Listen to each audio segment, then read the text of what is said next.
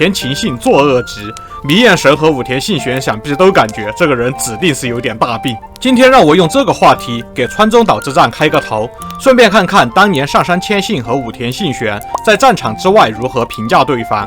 这里是巫女花散里，一个演绎日本历史与传奇的频道，记得先点赞关注哦。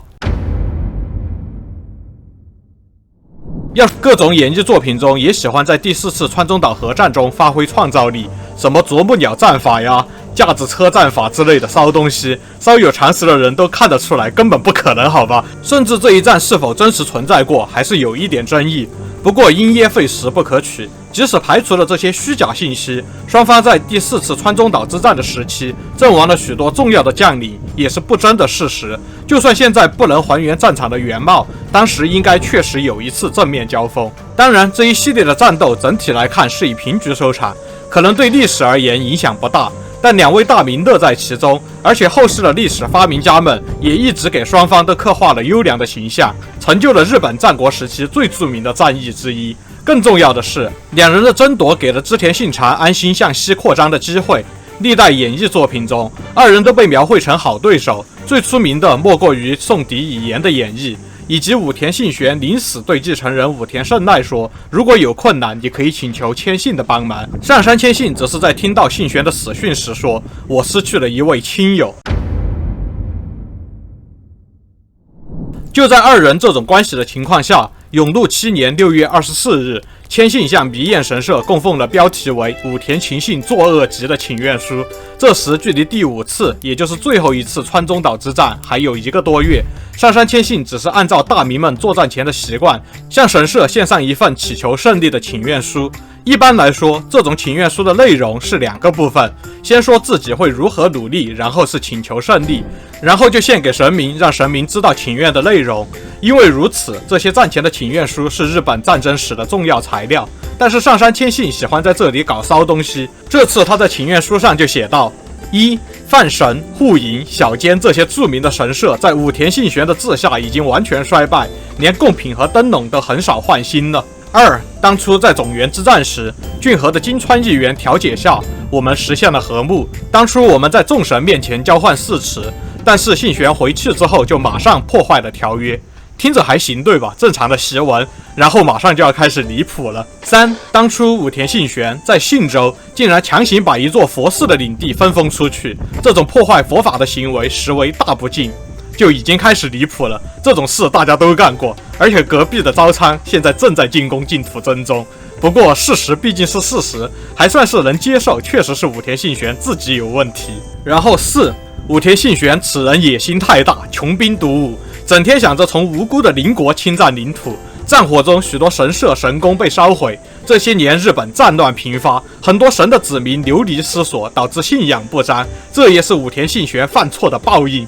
这就很过分了，这帽子扣得相当大，不如直接说武田信玄策动了应人之乱如何？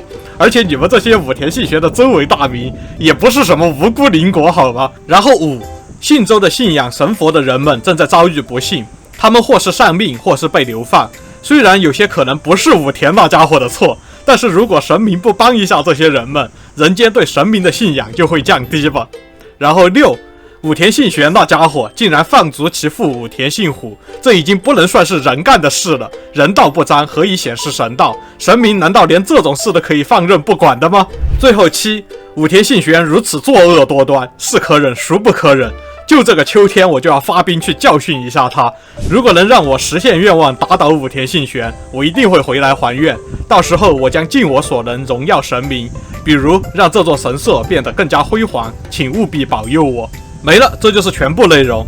总之主旨就是给神明打小报告，嘴臭一波武田信玄，然后祈求给武田信玄来个天罚，让上杉军取胜。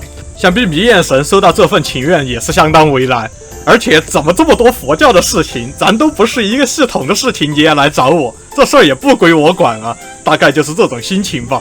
但是如果弥彦神在神界抱怨这件事的话，他会惊讶地发现自己还算幸运的，因为他收到的是一份 copy 版，只是他这份保留的最完整，所以被现代作为主要记录。其实这一年的5月到7月之间，上杉谦信跑遍了整个北陆的各个大型神社和佛寺，每到一处他都要向当地的神佛贡献一份这样的武田秦信作恶疾。所以它里面也提到了佛教徒受害的事情嘛，实在是很难想象当时的神佛们在神界会怎么评价这种无聊的行为。而且就这还不是上杉谦信第一次在神明面前嘴臭武田信玄，在3年前的弘治3年正月20日，也就是第3次川中岛之战前，上杉谦信去根吉八幡宫战前祈祷，请愿书上他也是狠狠地数落了武田信玄一番，最后说：所以正义在我，请保佑我取得胜利。就他好像还经常有点威胁神明的意思，是个兑现的人才，可惜生不逢时。要是活在现在的话，高低能成个网红，至少涨粉比我快。